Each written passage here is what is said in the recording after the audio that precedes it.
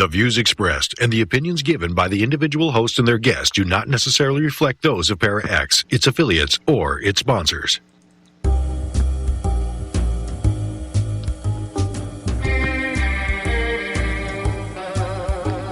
Step outside of your comfort zone.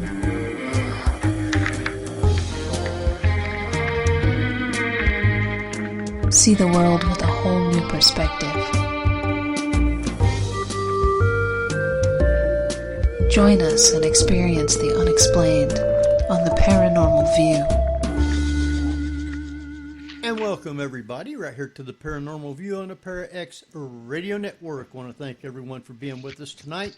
Those here in the chat room and those listening from around the world, we appreciate each and every one of you.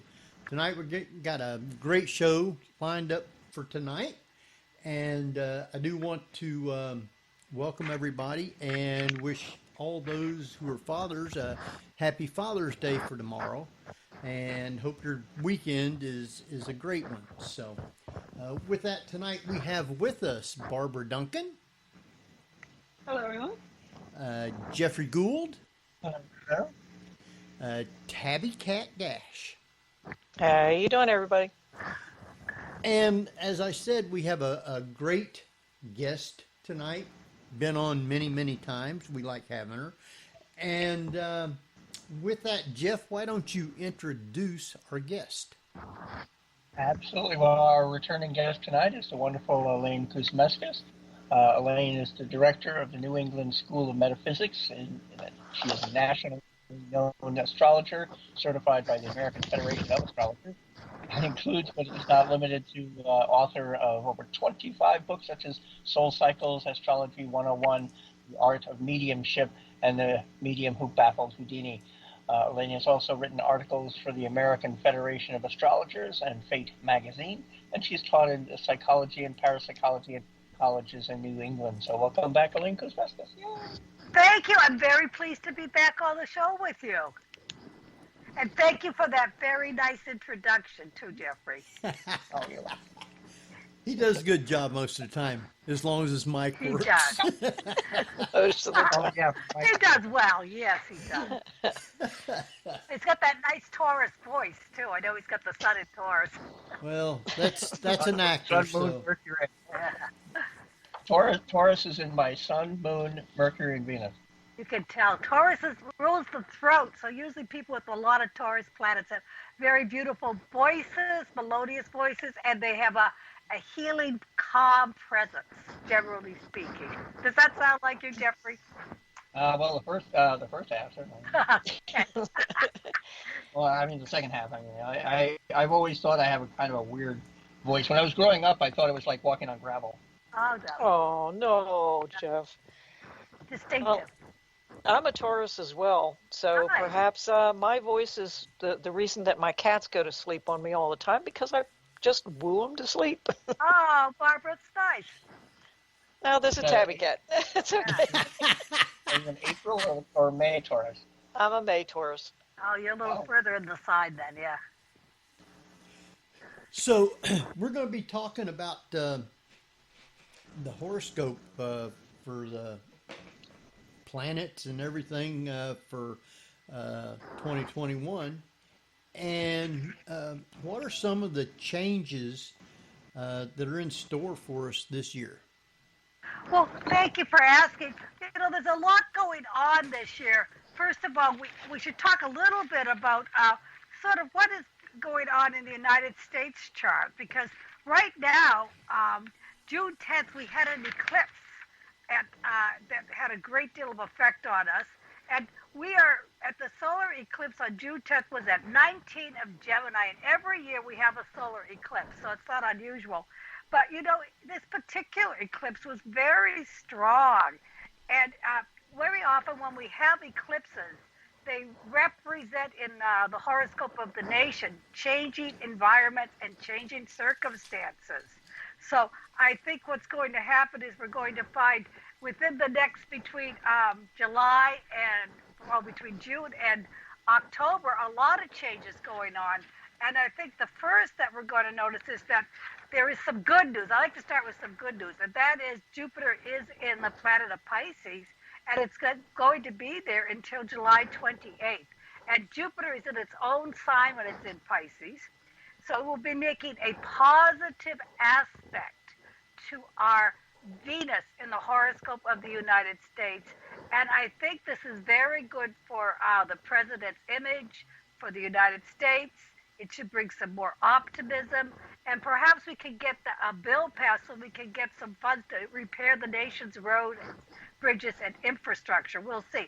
If it's going to pass, it'll probably pass by July 28th. So that is one thing that's happening. Another thing is that's happening 3 times this year. Saturn is making a square to Uranus. And so Mother Earth is not happy. And you know, there's been a lot of tornadoes. There's been a lot of adverse Earth conditions. And I think that's because of the Saturn squaring Uranus. And it won't be over until the end of December. So this is our second hit, and then at the end of December, there'll be another hit. But often when this happens, people begin to feel more edgy. And I think there's more dissent worldwide. And there's a lot going on. People are talking about the coronavirus. There could be more conditions there. I think October, we may be all wearing our masks again, but let's see what happens by then. And we have a lot of retrograde planets, and these retrograde planets are slowing down. They're slowing down government, and they're slowing down some of the processes around us. I do feel very strongly that Americans are beginning to go out in record numbers. I know every time I go to the grocery store, I go to visit people, I see a lot of people on the road. So I think the summer is going to be a lot of leisure going on. So I like that. And I think it'll be a pleasant summer. I do feel that the next thing that we have to watch out for is Saturn being in a retrograde position. And I think all of the legislation going on is going to slow down just a little bit. So that may be something we'll all pay attention to. That's just in general. And of course, we're not general people. Wherever your planets are in your chart are going to have a very strong effect. And people born in the early degrees of Pisces, people born around, I would say, maybe March 20th to about the 23rd, 24th, they're going to be getting some good energy and some good luck, so we like that. I do feel one of the things that is very important is to look at the planets in a general way, and I like to discuss what each of these planets affect us, because the whole world is affected by different planets. And to begin with, the planet Pluto is in the sign of Capricorn, and it's been there for a while. And Pluto is the planet of the masses, and Capricorn is business. And we have found a lot of having to reorganize business. It's been in the sign of Capricorn since 2008. So there's all kinds of new ways of doing business on the internet, Bitcoin, new ways of organizing debt. And I think we're going to find this reorganization continuing until about the mid-portion of 2023, when the planet of the masses finally goes into the friendly sign of Aquarius. And I think that's going to be very good for the United States, but also very good for the world in general. So we've got a couple more years of reorganization in terms of business and understanding new ways of dealing with other countries. So that's one thing in general. I also like to talk about the planet Pisces. The planet Pisces is the mystical planet. And it's been, Neptune has been in the mystical side of Pisces from February 2012 to 2025. And I do a lot of research. And, the last time Neptune was in the sign of Pisces, we had a great spiritual resurgence. We had spiritualism, which is communicating with the other side of life. We had Theosophy begin, which is a mystical group. We also had New Thought, using positive affirmations. And we had Christian Science, using prayer as a form of healing. So I think that Neptune in Pisces, which will be there for the next 4 years, is going to bring in more compassion and understanding worldwide. And I think groups like Doctors Without Borders are going to mushroom. I think religions are going to be more open and to all people. There's going to be a new acceptance of people in other countries and other ways of life, and I think that will be good.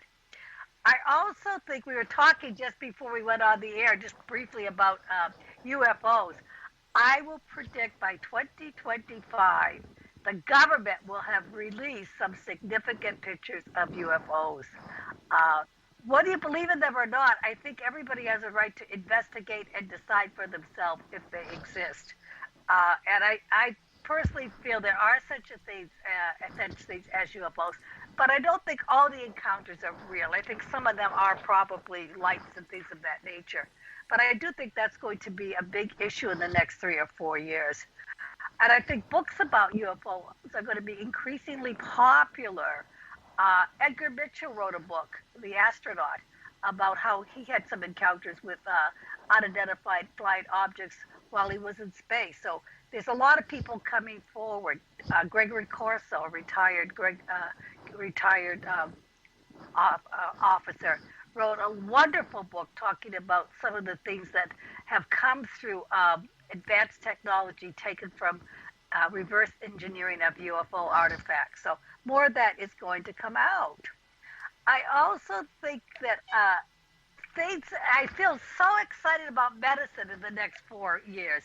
I think we will find a cure for diabetes. I'm not quite sure how they're going to do it, but I do feel they're coming very close to not only maintaining people that are diabetic, but finding a way, perhaps an implant or something, to actually improve life for people that are diabetic and get their blood sugars correct.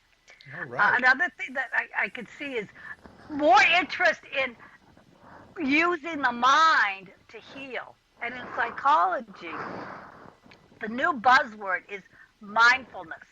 When people are anxious and depressed, therapists will often recommend meditation to calm them down, to try to get the body to self-regulate, rather than giving Valium or Prozac. There's more interest in actually teaching people to train themselves to uplift their spirit or calm down. So I think that's going to be very exciting.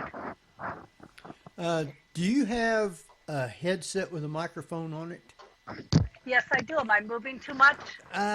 Moving, but your mic needs to be up towards your mouth a little bit more because you sound far Okay. away. Oh, I'm sorry. Let me see if I can do it. How's that? That's Maybe I better. can turn it around. I'll try it this way. Is that better? That's better, yes. Good, I just switched. Thank you. So you can see I get very excited about some of the new things coming in because I've tried to be a very positive person. And I think that we live in a world that is filled with good energy, good people, positive spirits, and we need to be more alert to that, to these opportunities to help our fellow man.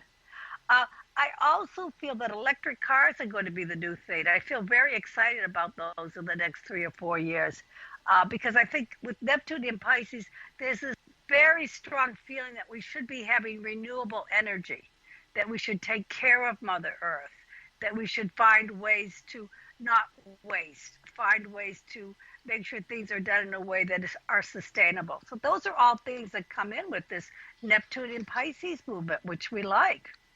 I don't think that we can totally rely on finances, unfortunately, because of different aspects of Uranus, which is the planet of change, in the sign of Taurus, which rules banks and finances. It does indicate, especially right now, the middle part of the year, June and July, again in October, and again in end of the year, December, there's going to be resets in the stock market.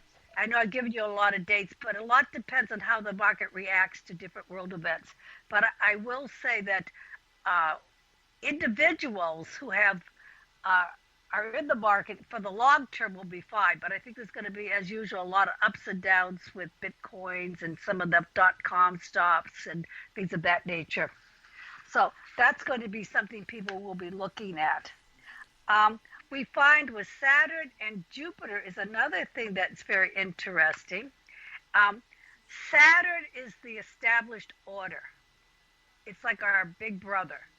And Jupiter is like the little brother. It's kind of like the progressive ideas, the new ideas. And every 20 years, the planet Saturn is right on top of the planet Jupiter, and they're on the same sign. And this happened toward the end of last year. And that is kind of a reset. And what it is doing at the present time, it is creating this feeling of we've got the established order versus the progressives. And I think that's going to continue through the year. I think we're going to find more protests, summer months especially, and I hope they'll be peaceable, because I'm not against people speaking out, but we don't want to see what happened on January 6th happen again. I think people were really thoroughly disgusted by Americans treating our Congress that way. But I do feel more people coming to the streets, more people saying we have to do something about this and about that. But the key word should be patience this summer. Everyone needs to have more patience and to be willing to listen to one another as to be very important. And finally, we have the planet Jupiter, and Jupiter is the good things of life. And Jupiter is in Pisces for the summer, and then it's going to, in August, go back into the sign of Aquarius. And I think that's when, toward the end of August into September, I think that's when a lot of decisions are going to be made in Congress. I think they'll, as usual, they'll leave for the summer and come back. And I think there'll be a new understanding of the role of government coming this fall. And I think that'll be very good. I think there'll be a little more of hands across the aisles, Democrats and Republicans, at least August and September, trying to work together. So that's a very important thing. And, you know, it's interesting. In the United States chart, every 20 years, we do have Jupiter and Saturn in conjunction. It's called the Great Conjunction. And for many years, the Great Conjunction has occurred in one particular aspect. And now it's changing. It's going into air signs. So this is good. So this could mean a change of the ways we do things, a new kind of vision for the United States. And in the United States horoscope, we have many wonderful aspects, but one of the things that is happening, and all the astrologers are talking about this, is the planet Pluto, which is the masses, is coming back to its own place. And that's a reset. So I think this is going to be, we have to decide how we're going to govern for the next 240 years and what the United States will be doing in terms of its mission. So that's going to be an important thing in terms of the next year or two. So we see that as well. So that's just a kind of general thing of what's happening. One of the things that I do on my website, I do an astrology blog, because every month the moon is in a different place. And for those people that are into the moon cycles, and I hope everyone is, they can go to www.theartofmediumship.com. Or I'm on YouTube now. You can go to my YouTube channel, Elaine Kusmeskus Soul Cycles. And I talk about the new moon that's coming up. And the new moon coming up, the full moon, we had the new moon June 10th. Now the full moon is the next moon aspect, will be at 327 Capricorn. And that's going to be a very interesting moon because it's right opposite the United States sun. So this will be kind of stimulating a lot of attention on the United States and world events between June 24th and July 7th. So we'll see what happens there. The full moon is very interesting because we are told astrologically we should plant during the new moon and harvest during the full moon. Or we should plant our ideas during the new moon and we should bring them to fruition during the full moon.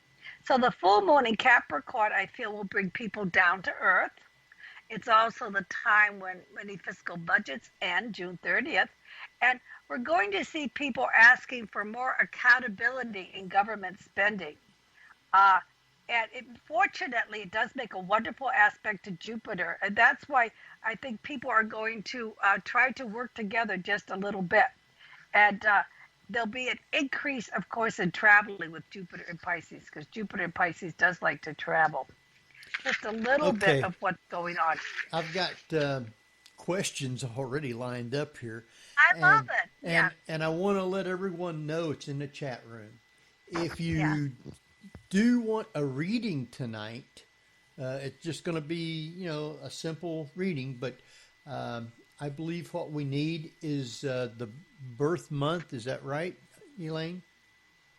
The day, the month, day, and the year, please. Birth is the birth date, year, and month. So we'll get that. If anybody has wants a reading, either send it to Ceiling Cat or Tabby Cat, and we will get those in. Now I have another question from Patsy already, and oh, good. Hi, Patsy.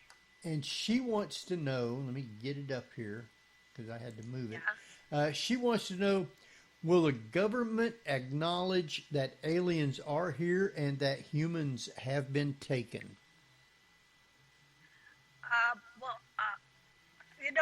I have to say, I do think that they will acknowledge that there have been UFO sightings. But I think it's going to be kind of a double-edged thing. I think they're going to release more reports of citizens that have seen UFOs and let people make decisions for themselves. I think the contactee, I think the government will be very slow to release any information in that direction. I do feel a lot more pictures coming out, a lot more files that have been secret now being revealed to reporters. But as the contactee information, I'm feeling very weak with that. All right. I think it's one reason I don't think they want to scare people. I do too. I mean, they can't just throw everything out there right at one time. I mean, no, people would start going nuts. It would be like the broadcast in, when was it? The War of the Worlds broadcast. I know. So I think the first thing, it's like they'll release more and more files because of the Freedom of Information Act. I think there'll be more reporters looking over the files. I think that'll be the first phase. I do think there are many people that have very interesting stories about direct contact, but I think that's coming a little bit later. Do you know Uri Geller, the psychic from Israel? In his autobiography, talks about being visited by a UFO, having an experience when he was quite young. Wow. Yeah, I don't know. So we'll see more people. I think more people will feel comfortable talking about it. So we've got somebody here. I have to go a little slower. 79. I didn't get quite the year. Asking for a reading. Could you put that up again, please? We have a July 9th birthday. Happy birthday, Cancer. I just need your year. And who's it from? I just got the Coffee. Coffee. Oh, coffee. Okay. Do you want to just put the year on the chat and I can look it up, please? Actually, it was January 9th. Okay. 1977. Oh, good. Okay, I'd be it happy looks like 7/9. Yeah, but I just typed it in wrong. Okay, so I'm balancing my laptop. Well, Capricorn is a wonderful sign. This key word for Capricorn, you're going to love this, is I utilize, because they're practical and down to earth. But if you're in the radio business, you must have a lot of Aquarius in your chart. But we'll see. The one thing about Capricorn is they're very organized. And if a Capricorn says they're going to do something, they usually follow through. Does that sound like you, Tabby Cat? No, that's not me. That's It's Coffee. Her name is Coffee. And she was actually more interested in about health issues. Well, I could give you some general information, but of course I'm not a doctor. I can't diagnose or anything. I wouldn't dream of it.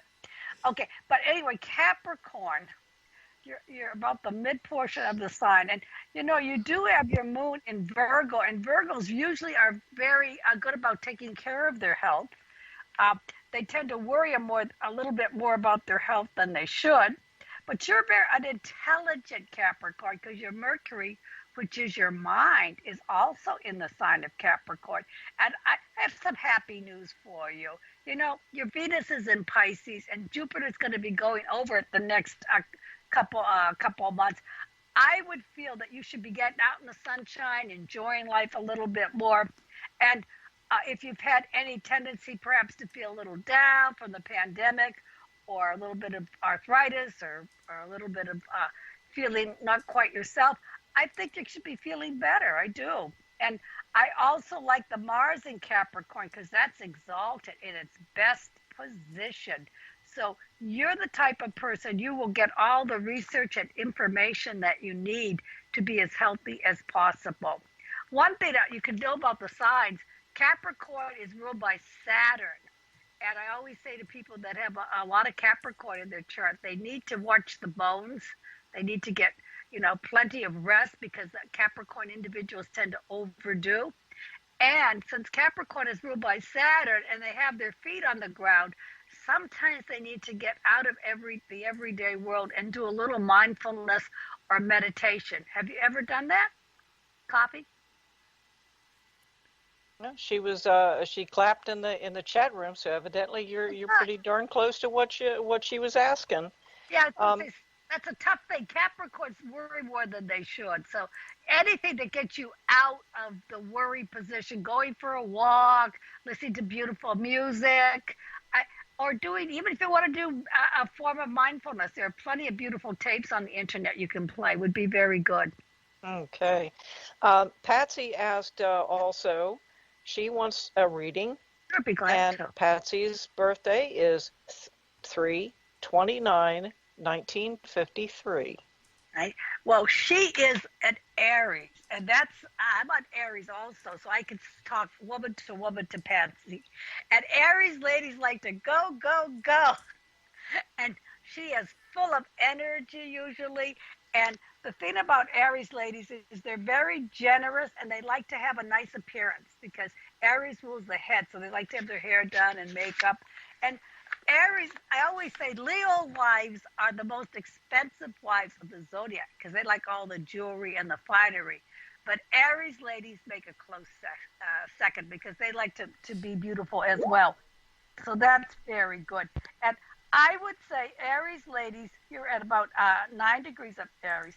But your moon is probably, I don't know the time of birth, but it might be either early Libra or late Virgo. So are you in the nursing profession or the medical profession, Patsy? Well, let me see. Patsy, are you? Patsy, Henry, you ought to know. Patsy used to be a nurse, and then she also did transcripts. Wonderful, because I would say her moon is probably in Virgo. That's the sign of medicine. And you know what that changes what I said a little bit. She is a very dutiful Aries. She's concerned about other people, and she's very concerned about doing things right for people. The moon in Virgo wants to do things correctly, which is important. She also has a nice quality with her Venus at 0 degrees of Taurus. She just snuck in there. So she might have a sweet tooth and like the sweet things of life, which is always wonderful. It's good. And she has Mars in Taurus. It can be a little stubborn. And that Jupiter in Pisces is going to be making very good aspects to her Venus and Mars. So I would say that second half of June and July would be a wonderful time for Patsy to take a trip. Is anything planned, Patsy? Ooh, Henry, you ought to know. She's wanting to go to England, and right now they are still on lockdown, and she has to wait for that to clear before she can do that. So she's hoping sometime in September or October, something like that. I thought it was Scotland. Well, it is, but she's going to England and Scotland. Oh, she's going to love it. I've been telling my clients, August and September are going to be the best months to travel. So that's good. So It's in the off season. I've been there before. The off season is not only cheaper, but the weather's much nicer. Oh, it is. I went in early June before the colleges got out. I thought it was great. I loved London, the double-decker buses. As I told you earlier, I attended classes at the Arthur Findlay College for trance mediumship. I love the people there. And the funny thing is about England, they speak the same language and you can drink the water. That's what I said to my husband. He went with us because we'd been to India and we'd been to Brazil, and you have to be very careful of those things. So it was a treat for us. I hope you'll go with her too, Henry. Are you thinking of it? No. Oh, listen to that. No. No. I'm not gonna go. Yeah, no. She's already got plans to fly, and she got special things she's going to be doing. Some people she's going to be seeing. And but right now, the way the restrictions are, she flies over there. She has to stay in quarantine for, I believe it's 10 days before she can get out, and that takes almost the whole time that she would be planning on going. So she's going to wait till all those restrictions are lifted. I would say she might go as early as September or maybe even into early October, but I wish her Godspeed, or she'll enjoy it. And she's going to have to stuff me in one of her carry-ons I because know. I want to go so bad. I do too. I love England. I really do love it. To me, England looks a lot like Connecticut. The only thing is they have the yellow canola fields, which we don't have in Connecticut, but it looks a lot where I live in Suffield, Connecticut. Beautiful. Yeah. Well, we have another reading for Moof, M-O-O-F, and that's Moof in the chat room. Good. And her birth date is 8/23/1958. 1950. So she's on the cusp, so I have to look it up exactly before I say anything, because the signs change around 20 or 21 of the month usually, so we'll see. But Moof, she's born 8/23. I bet she's the very late degrees. Yes, very late degrees of Leo. And, you know, she's that degree of about 29 Leo is a very interesting degree. So she's on the cusp. She's got the Leo, the I will, but she's got a little bit of Virgo, so she's very much a lady. And I hope it's a woman, or very much a gentleman. It is. It's a female. Good. All right, so she's got the Leo I will, but she's very much a lady on how she does things. And she's got a royal nature because her sun is conjunct the fixed star of Regulus, which is called the Kingmaker. And anybody that has their position there, they like the best of everything, and they usually have a wonderful way of dealing with other people. But, you know, she also likes to travel. She's got her moon in Sagittarius, the sign of travel. And she has her Mercury, which is very important. Mercury in her chart is in Virgo. So Mercury is how you communicate, how you think. It's the things you're interested in reading, for example. And Mercury in Virgo is pretty logical. I always like Mercury in Virgo for anything to do with business, writing, computers, logical sequential thinking. And it's a very good position for anybody that requires a little bit of patience. So that's interesting. And then we have Venus, which is lovely, and beautiful Venus in the sign of Leo. And these people that have Venus in Leo, they believe very strongly in standing by the people they love. They're very loyal in love. It makes an aspect to Neptune where maybe she gives more than she receives. So we want to be loyal, but we don't want to be loyal to a fault, is what I would say to Moof. Another thing that I like about her is she has some artistic ability with her Jupiter in Libra, 27 degrees. And the transits will be very good for her as we get into August, September, all the way to the probably till about November. I would think that things will go her way, shall we say, because Jupiter will be trining her Jupiter. And when I have clients, I have a lot of people that have their charts updated. When I see the planet Jupiter of good luck trining the Jupiter in the birth chart, I say it's time to start something new. You're going to have plenty of energy. That's an excellent time for travel, starting a new project, or taking up a new study. We're never too old to go back to school, especially these days. You can take classes on Zoom or do some reading. But I do see some very good energy coming August through November for Move. So I hope you enjoy my forecast. Wow. Absolutely fantastic readings. It seems that, now I don't know much about astrology myself. I had studied it, many years ago in my teens and early 20s, just trying to get a feel for things, especially when I was into reading like the tarot cards and the rune stones and so forth. But I could never really get into astrology because there are so many facets of it that you have to continuously cross-reference back and forth, and I've never been that analytical. How in the world do you keep track of it all? Well, I should tell you, I came into astrology as a skeptic. How do you like that? I really thought astrology was a lot of bunk. In fact, one time I found a horoscope in my mother's drawer, and I was totally embarrassed that she would be silly enough to have a horoscope drawn up. So I've come a long way. But I began to think a little bit more about spirituality when I was in college. And I was an English major. I did a lot of reading. And I read about the psychic Edgar Cayce. And he was a wonderful psychic. He had the ability to bilocate and do health readings and readings for people in different locations. But one of the things that I was taken by Edgar Cayce was he said everyone should have their horoscope done because it would be helpful. So I thought, well, I'll have my horoscope done, not expecting very much. And I got it wasn't my first horoscope that was done for me. It was not even done by a person. It was done by a computer. Can you believe it? And the computer told me some very interesting things. It told me that I was very intuitive, which I am. Told me I was interested in literature. Told me I'd be close to someone under the sign of Aquarius. And my mother and my soon-to-be husband were both born under Aquarius. But it gave me some events that I couldn't understand how a computer would know that. It told me very specifically that I would not be close to my father after the age of 8.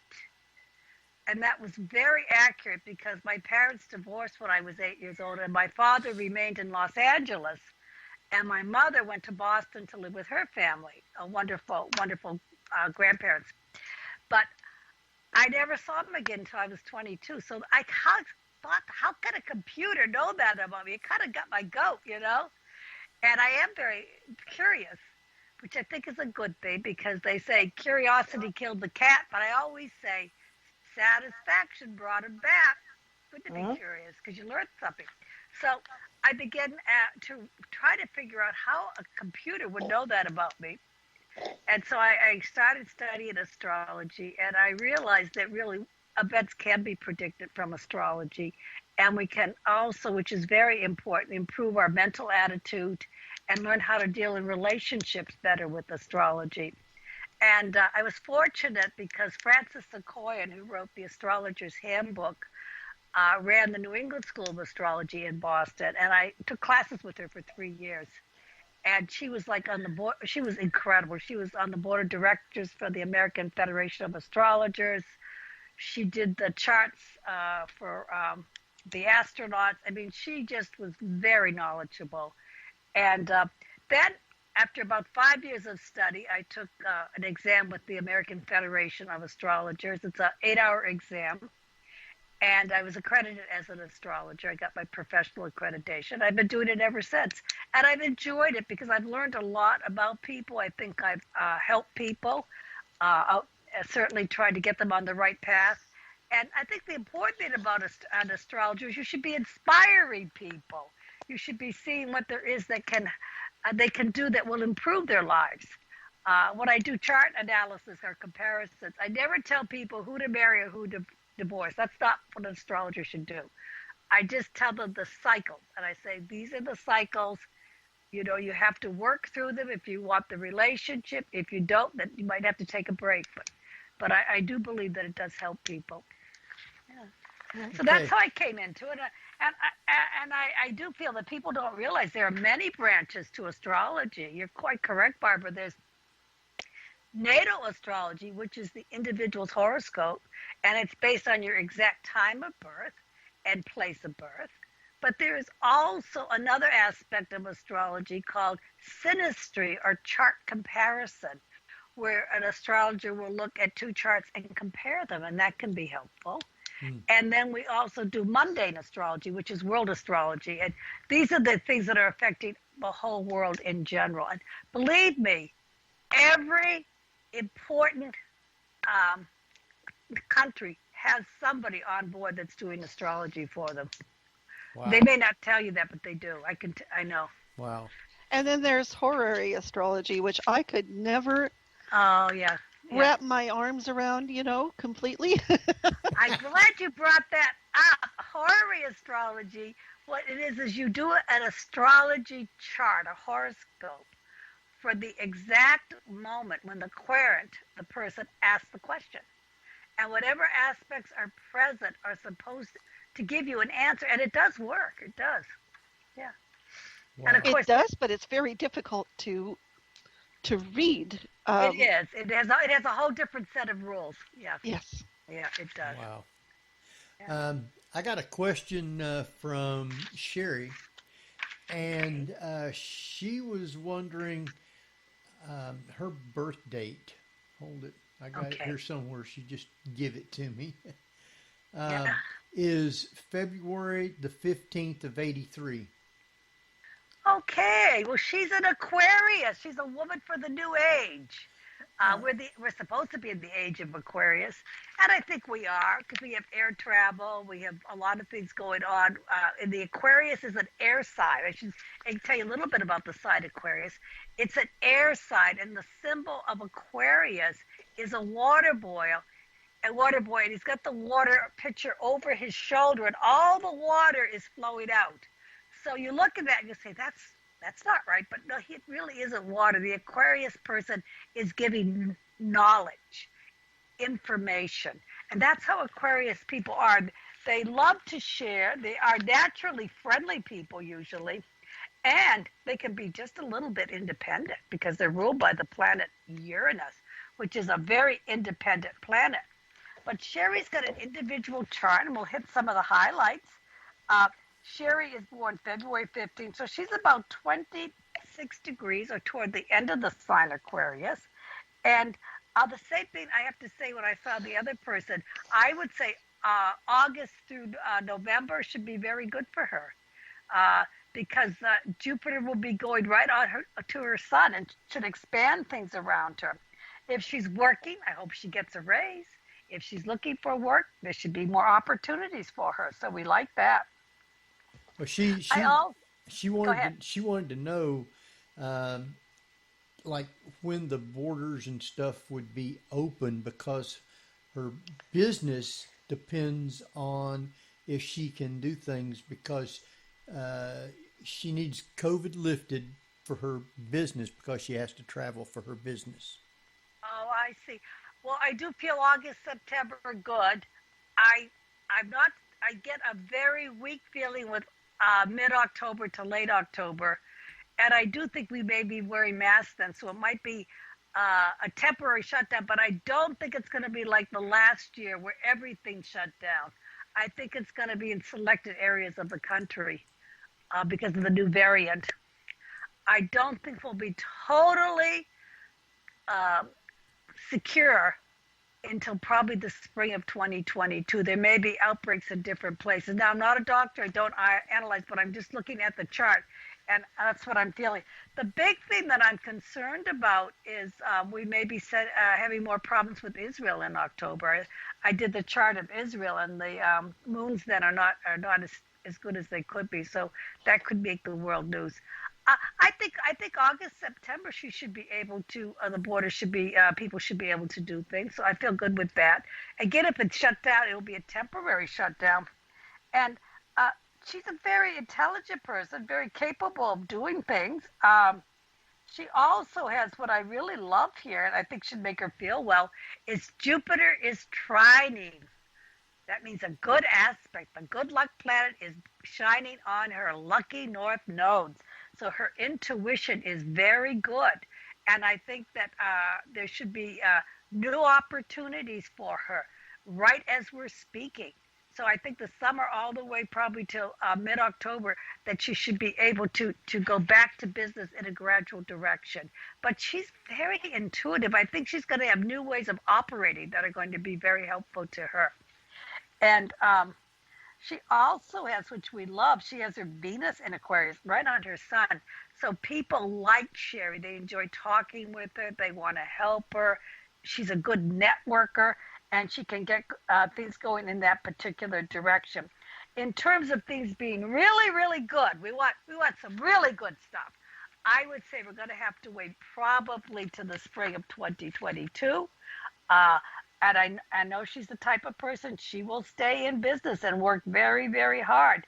And she's going to find that that things open up better by then. But in terms of like opportunities for her to expand her business, let's look at May, June, and July of 2022. So maybe if there's been any losses, she can regroup a bit and find new methods of operation because she's very capable in that direction. So I wish her well. She's got many happy years ahead.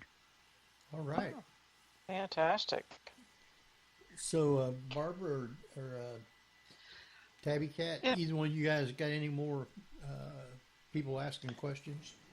Not at the moment, but I do have just a general question about astrology.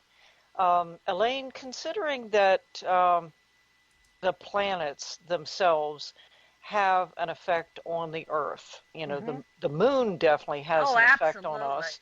Yeah. And whenever we have very, very close encounters with, say, Mars, Venus, Jupiter, Saturn, any of those planets, it seems that there are different behaviors in the Earth when that happens. And that's because of gravity and because human beings are affected by, atmospheric changes.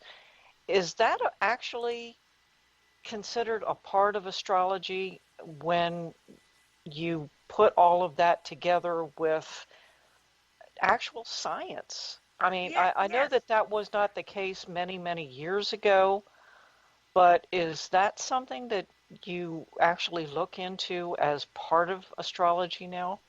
Well, some astrologers do. RCA did a lot of research on sunspots and sun activity because when there are solar flares, it affects the electrical transmission. And they found a lot of correlations with that. They've also found correlations between solar flares and the price of gold. The more solar flare activity, the price of gold goes up. It's been correlated. And we know, for example, that our bodies are 70% water, just like the Earth. And the moon, when it's full, it affects the fluids of the body as well as the oceans. And another thing about the full moon that I didn't have a chance to mention, but the full moon heightens what we call the astral world or the other side. And many people who are spiritual astrologers feel the veil between the two worlds is the thinnest during the full moon. So the full moon is a wonderful time for meditation. It's also a great time to moon bathe. If you live in a warmer climate, you can just go out under the full moon and get the full beams of the moon. You'll feel wonderful. And I also have done this myself. You could use the full moon to cleanse an article. My husband was kind enough to buy me a crystal ball at a gem show, but it had been in a store, and I thought, I don't want all the vibrations of the store on my crystal ball. So I took the crystal ball, and at the time we had a trampoline in the backyard, and I put the crystal ball in the trampoline under the full moon to cleanse it. So you can do that also. I know in India, I've been to India 3 times, a lot of the ladies sort of will put jewelry out under the full moon to cleanse it or change the vibrations too. So it is interesting.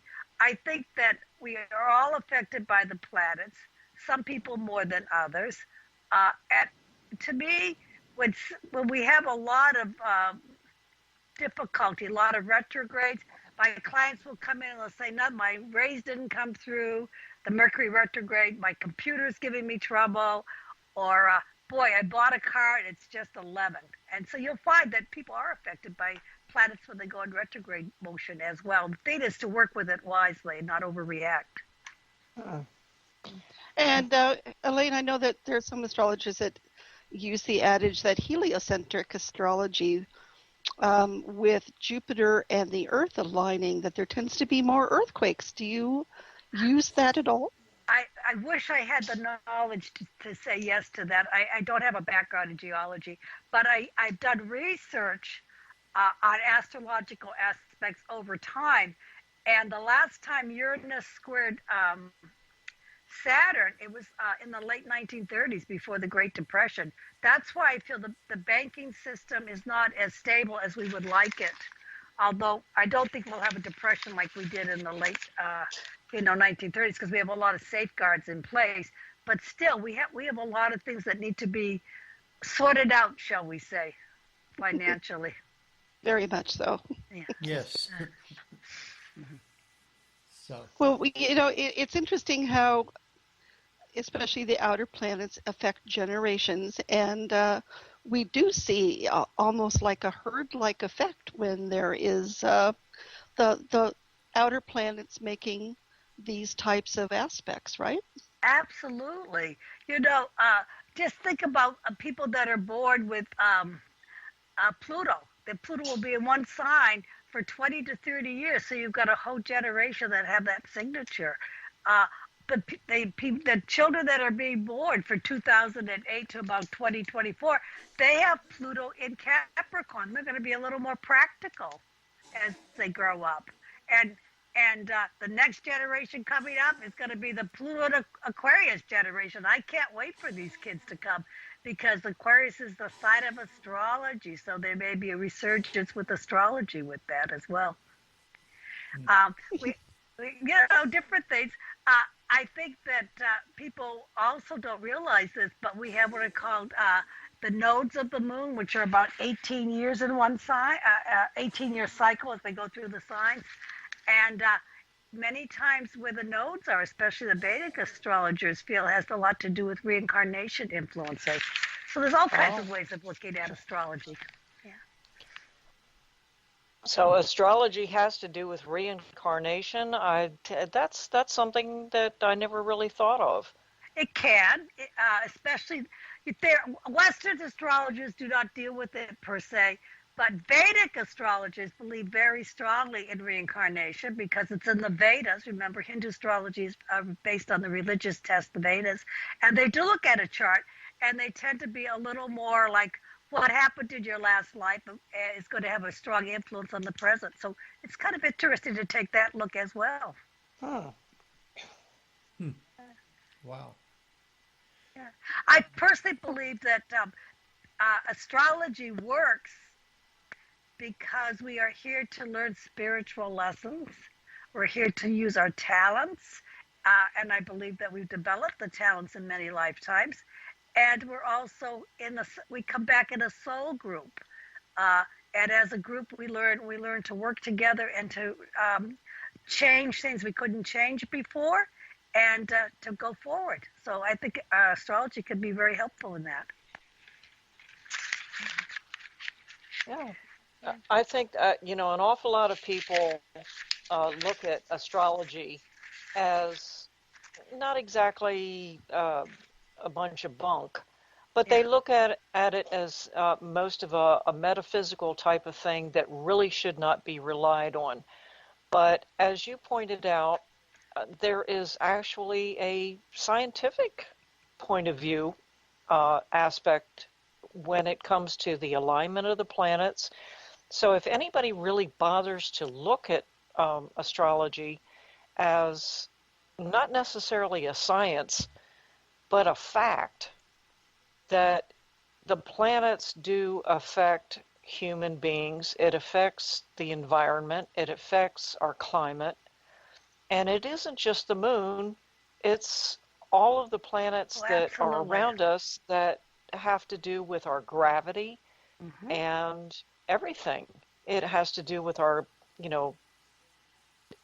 anything and everything that has to do with the Earth. If it weren't for all the other planets around us, we wouldn't be here. Absolutely. There's a saying by William Blake, if the sun and moon should doubt, they would immediately go out. So I love, faith is very important. Yeah. Wow. Everything in our universe has an effect on each other. Everything. And just because we're, at least at the moment that we know of, here on Earth, we're the only beings in our universe, our solar system, doesn't mean anything. It just means that whatever created us has a pull, an effect, anything and everything to do with our lives and our surroundings, our weather, our climates, geology on the Earth. It all has to do with it. And if people like yourself are learned enough to look into it, I think people should listen. Oh, thank you. And I think programs like the Paranormal View are so important because they give a platform for people with alternative views.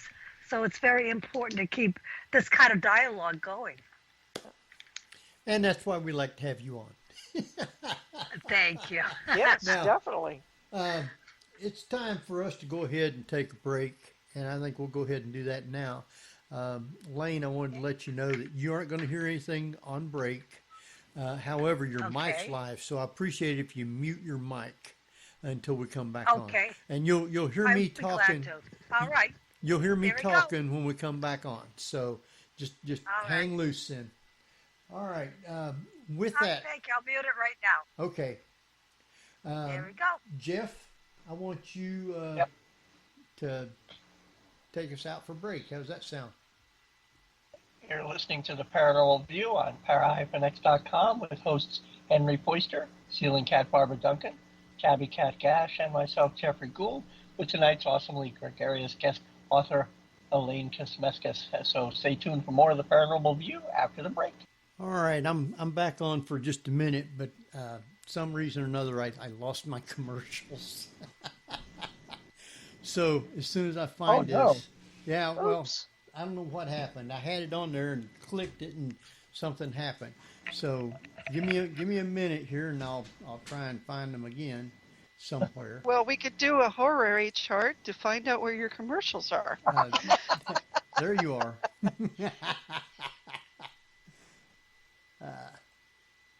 That happens. Yeah, it does. It does. I mean, it's all supposed to be right there, and for some reason it just disappeared here.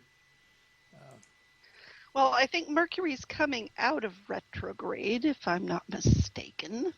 So, it causes problems when it goes in and goes out. Great. Mercury retrogrades about 3 or 4 times a year, so it's not unusual. Very true. So we can't be afraid of it. We have to work with it. No, we do, because it does happen frequently enough. Mercury, I got my ephemeris right here, it's coming out. It's more problematic if you're born with it. It is retrograde, and it's going direct about the 22nd of June. So it's not that much longer. Right. Yeah, not too much longer. So what was the saying, Elaine? Rethink, redo, re-examine. Right. You need to. I always say reorganize first of all. Rethink, right? Redo.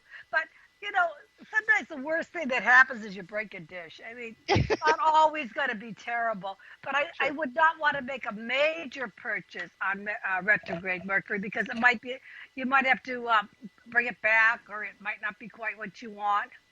Mm-hmm. I mean, it's okay to buy minor things, say under $100, but anything major, I think I'd hold off on till retrograde's direct. Oh yeah. Mercury. The biggest thing is it can create problems with computers. Yes. Yeah, I get a lot of complaints of Mercury is retrograde. People come in and complain about their computers.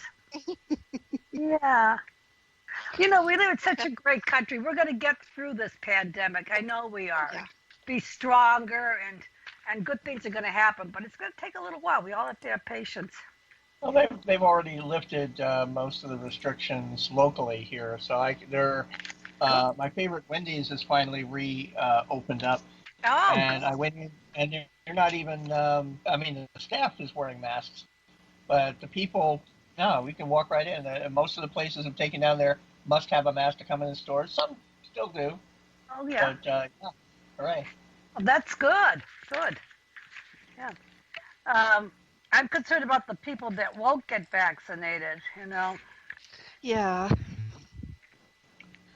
But you're absolutely correct about the variants and how that might cause another wave. I was just looking at a map as to where all the concentrations are, and it's still quite substantial, these new variant issues. Yeah. Oh boy, yeah. We all still have to be very vigilant. I don't care what anybody says. Even if you're vaccinated, like for me, I still have to take a lot of precautions, even though I'm vaccinated, because I have a husband that is very susceptible. Oh dear. And so I still have to take all the precautions. I still wear a mask in places where I know I'm going to be right up close and personal with people. Sure. I use I have a big plastic container of wipes in my car. Good. That I use.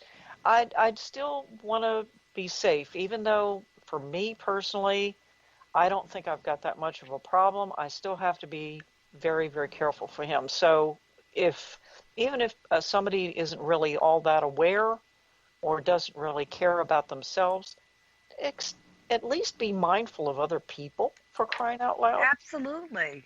Yeah. And I know myself, I right now during the pandemic, I didn't teach in person. I just taught classes on Zoom. I didn't feel comfortable. And my students didn't feel comfortable in coming in either. Mm-hmm. Yeah. I mean, like Coffee said, she says, I'm keeping my mask on until they say I can't wear it. I don't think exactly. Okay, I mean, we have to set the record straight. Coffee is a he. Oh, I'm and sorry. He wanted us to know that. I'm sorry.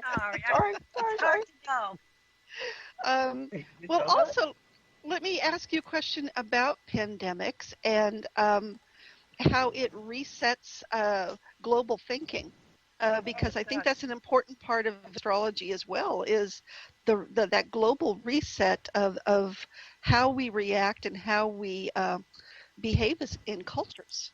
Oh, I know. And one of the signatures of the pandemic was Neptune squaring the north nodes, the north and south nodes. And I think that's a sign of a lot of people leaving the planet, that happened. But if that's over, that's on its way out. I honestly don't think it's going to be as bad as it was the first time. I don't. I think if it comes back, that we will have isolated areas that will be quarantined, but not the whole nation as it was before. Yeah. Yeah, and I think it's going to change how we do things. I think we're always going to be a little bit cautious from now on about travel and being extra clean and everything. Yeah. In some ways, that might be a good thing. Could be. And then there are other things, in my opinion, unfortunately, it's going to cause the younger generation to think that touching people is bad. Oh, it's hard. And that's what's really sad.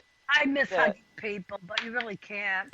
Yeah, it's it's a darned if you do, darned if you don't type of situation. But we all still have to take precautions, and it's just a matter of common sense, which unfortunately nowadays common sense doesn't seem to be common anymore. No. But we have to do what we have to do in order to stay safe and healthy and safeguard the people we care about. And I think people are getting being closer in communities because of the virus. We're watching out more for our neighbors, taking time to talk to each other when we see each other. Well, let me ask you a question then regarding Uranus in all of this, and that it seems to have spawned a whole new method of communication. Oh, it has. Everybody's making Zoom calls, and you're doing Zoom classes, which I means know. you can really expand to a much more global audience, right? Yes, it is. It's a lot of fun. I love teaching astrology on Zooms. I get people all over the United States to come on. It's fun. Yeah. But I think Zoom classes are here to stay. I really do. I think online is just going to expand. Yeah, because after all, Elaine, people can do Zoom and Skype and everything else in their underwear. I know. It's cute. I mean, you can take a Zoom class and have curlers in your hair and your pajamas on, and just turn the camera off. Nobody knows the difference. Exactly. Yeah, except your professor has to get dressed up. Yeah, the astrology pajama party might become a thing of the future. I mean, after all, people wear their pajamas to Walmart. Why not on Zoom? I know. But we really are becoming a global nation. You know, if I want to take a class in India, I just go on Zoom and there's a professor in India talking about Vedic astrology, you know? Yeah, Yeah, I don't have to leave my armchair.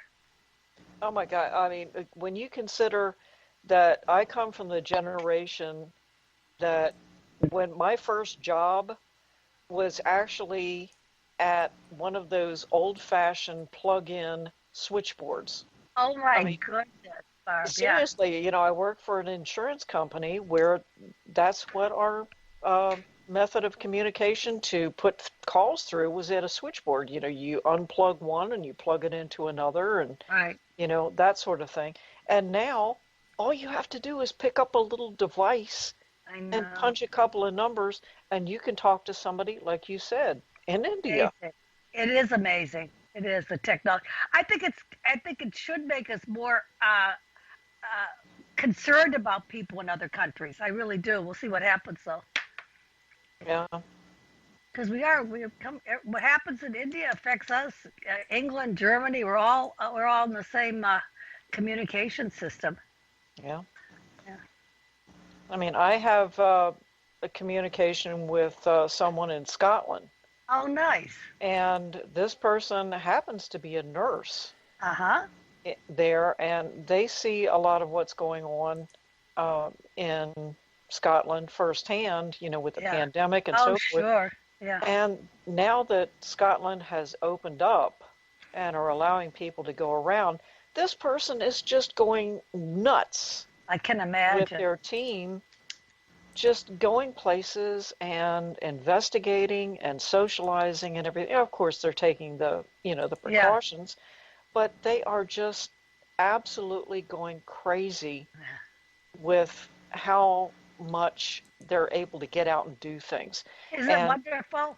Yeah, it's great. And when I watch them on this, you know, on Facebook and everything, I'm like, oh man, I'm so envious. But then I'm also able to do it, you know. Good.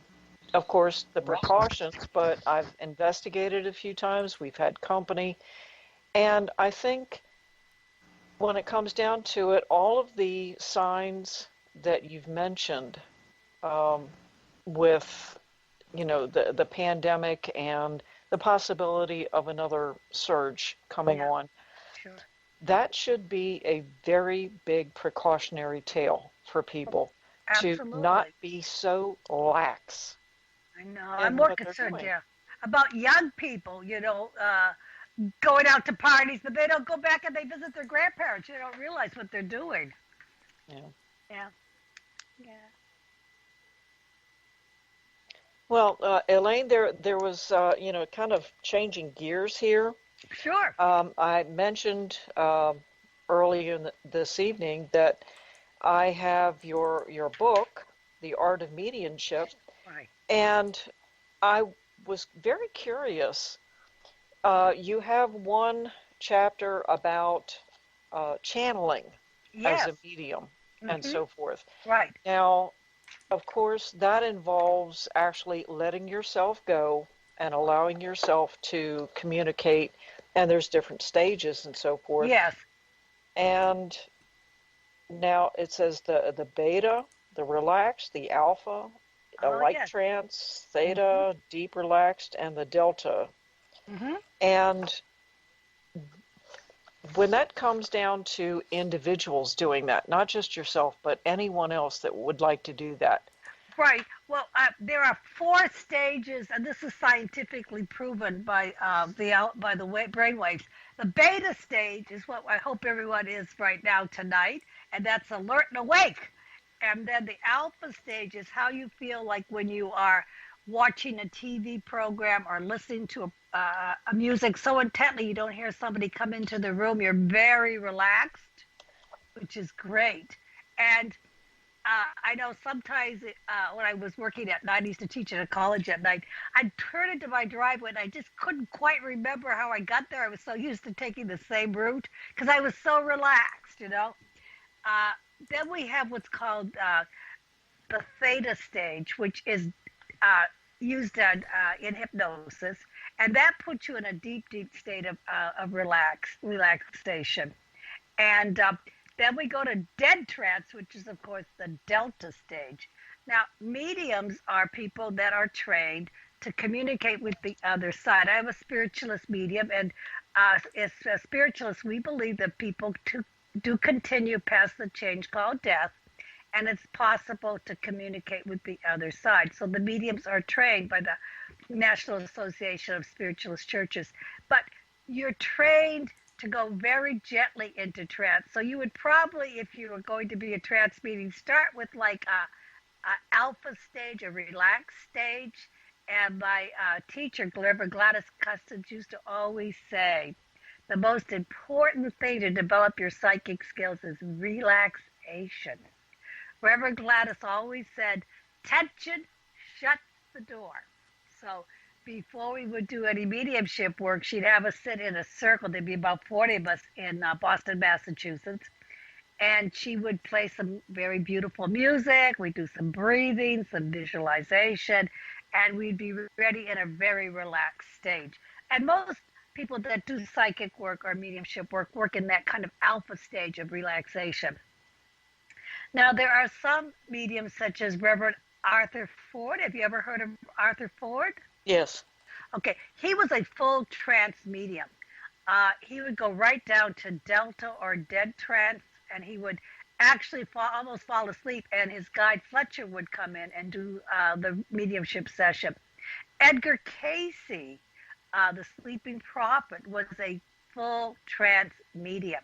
He would be in a relaxed state. He'd loosen his collar, his belt, his body would be lying with the head position north and feet south, and he would relax. And then he would actually, within a few minutes after deep breathing, he would go out of his body into like a sleep state. That's why he was called the sleeping prophet. And his group of guides, called the source, would come in, and they would answer questions for people. I'll give you one other example of a deep trance medium, and that's Eileen Garrett from New York City. She was an Irish medium, but she lived in New York for many years, and she went into a deep state of trance, and she had several guides that would come through and answer questions, and she would have no memory at all of having done the session. A friend of mine, Gordon Michael Scallion, who does the Earth Change Report, is a deep trance medium. When he goes into trance, his guide will come through, and he has no memory of what he's given. And last but not least, I had a reading with this gentleman every year for 20 years because he's from Orange, Massachusetts, and that is Elwood Babbitt. Elwood Babbitt was a deep trance medium. In his waking life, he was a very rugged kind of person. He was an ex-Marine. He ran a farm. He wore boots and jeans and a plaid shirt. But when he went in to do a reading, he would breathe down for about a minute or two until his guide, Dr. Fisher, came through. And his whole demeanor changed. His voice changed. He had an English accent. His command of the English language was very, very elegant. And Dr. Fisher would give the reading. And I think trance mediums are rare, but those people that do achieve that state of mediumship are excellent mediums usually. Okay, is there any particular advice for just ordinary mediums like myself that, I love it. how would we go about doing something like that? How would we go about progressing to the point where we can? Now, me personally, it kind of scares me a little bit, the idea of kind of letting control, control go. Yeah. But, how do we go about doing that and not losing ourselves? Good. Well, I think that's a very important question. First of all, you can't be afraid of it. So do some reading. Read the biography Awareness, which is the biography of Eileen Garrett. Edgar Casey's biography, There Is a River, by Thomas Segura, is excellent. Elwood Babbitt wrote several books, but Voices of Spirit was his biography. Read some of the biographies of trance mediums, and I think it'll make you realize that it is perfectly safe to do. Okay. And when you're not afraid and you feel comfortable, the way I would suggest is start with using some hypnosis exercises to relax. That's how Edgar Casey started, and really get yourself in a state in that direction. Also, it's always important, whether you're doing sports or mediumship or learning macrame, to have a teacher that is more advanced than you are. So if there's a medium in your area that is a trance medium that would consider taking you as a student or allowing you to join his or her group, that would be excellent also. Okay. And myself developed in a spiritualist group with Reverend Gladys Custance. And then I didn't really have another teacher for about 20 years until I decided I wanted to go into deep trance. And I went to the Arthur Findlay College in England, and Reverend Muriel Tennant was my teacher. And she was a crack clairvoyant. You couldn't get anything by Muriel. The first class, she had us meditate, and I didn't realize she was reading all our minds, but she was. And so I sent out my Reiki symbols to make the world more peaceful. And Muriel was furious. She says, I didn't say a word. She says, "What are those symbols?" I said, "Well, they're my Reiki symbols." She goes, "You do not send symbols out." She says, "You don't do that." She says, "Spirit will contact you when they're ready." And that was it. I was very careful. I only thought very pure thoughts all the time I was there. But she was a very good teacher. She's in the spirit world now, and I thank her for being a strict teacher and making sure I did my trance correctly. She was a good egg. She was. And thank you. At the end, we used to all meet at the pub. The Arthur Findlay College is a true British college. They have a pub in the basement. So after all our 6 hours of transferring, I went down to the pub. So you not only contacted the spirits, you had a few spirits. Yeah, we had fun. We just had a lot of fun afterwards. And the last night, Muriel could tell I was a little nervous after she criticized me. She gave me a big, big hug. And she says, "I know you didn't always like my criticism, but it was for your good." And I said, "I know, thank you." She was just a lovely lady, a great teacher. I really, really enjoyed her. Yeah. Oh, yeah. Wow. Still some people like her around. There's some really great spiritualist mediums. There's some great people that are trying to train other people, because I think it's important to give back. I think it really is. If you've had a good career, to help train other people so they can have a good career. Yeah. I think as I was growing up, learning my own abilities, it was a little bit frightening. Oh, sure. And I certainly didn't share it with an awful lot of people. And as I got older, I realized that there were more and more people that had that same ability, but I really did not have the ways and means of reaching out to them until the internet hit. Good. And then once that happened, I was able to reach out. And I guess I'm very fortunate that right now I've got one fantastic circle of people around me.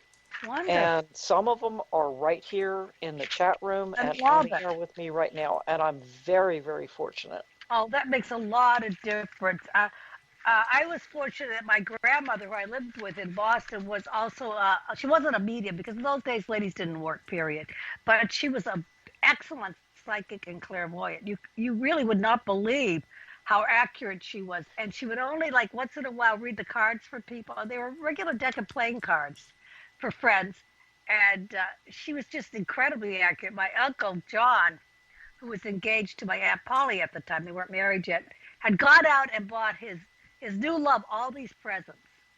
And so Polly was interested in my grandmother's psychic ability. She goes, well, read the cards for me, please, Catherine, please. So she sat down and read them. And she goes, oh, I see these beautiful gloves. They're black, they're leather. Oh, you're going to love them. And then she said, oh, and a scarf. I see this beautiful scarf for Christmas. You're so lucky. And then she said, and I see a diamond ring. Oh, my goodness. And my uncle was furious. He thought his mother had gone into his room and gone through all the Christmas, but she hadn't. She was just like that. She just knew. She was very good. So I always grew up accepting a psychic ability. And my grandmother told me when I was very young, she says, Elaine, don't worry about the spirits. It's the people who are alive you need to worry about. And I've always found that to be true. I've found that to be true. I have. Yeah. I mean, whenever, somebody talks about going into a location to do a paranormal investigation, and they're like, oh my gosh, there's really a nasty spirit here. Something is really off. And I tell them, well, I'm not afraid of doing something like that. Well, what are you afraid of, Tabby? Oh, heck, I'm more afraid of the living than I am of the dead. Good for you, Tabby. I agree. Yeah. My first book that I wrote for Schiffer, they asked me to write a book on ghosts, Connecticut ghosts. So I said to them, I don't even think I own a book on ghosts. But I said, are you sure people are interested in ghosts? And Tina, who was the editor, I said, yes, we sell a lot of books on ghosts. So I got on the internet. I couldn't believe the number of books they were out on people doing ghost hunting. So I said, okay, I'll write the book, but I want to put in some chapters about, protection and spirituality and things of that nature. She said, that's fine. So I had to go to some of these spooky places, like in Connecticut, they had the copper mines where they used to have prisoners during the colonial days. So my husband and I went down there, and it was comfortable. It was in the summer. It was like the end of June, but the copper mines are nice and cool. But the first thing, we brought a camera. We saw this orb, and it followed my husband all the way through the mines. So we got some details right away. And before I went in to do my investigation, we happened to hit the wrong time. There was a group of school bus of about 60 school children to visit the mine, so we had to wait a half hour before we could go in. So I'm sitting in the backyard, and all of a sudden I'm tuning into the energy, because wherever you are, you can tune into the energy, past, present, and future. So I was feeling like happy music, like jazz music. And I said, well, this has been a happy place at one time. There's a lot of music. And then I saw all these little children playing with animals. So I asked my guide before he went in, who was a very congenial gentleman, and I said, has the copper mines ever been used, this building, for anything other than guests or tourists? He says, oh, yeah, that building where you were sitting used to be a speakeasy.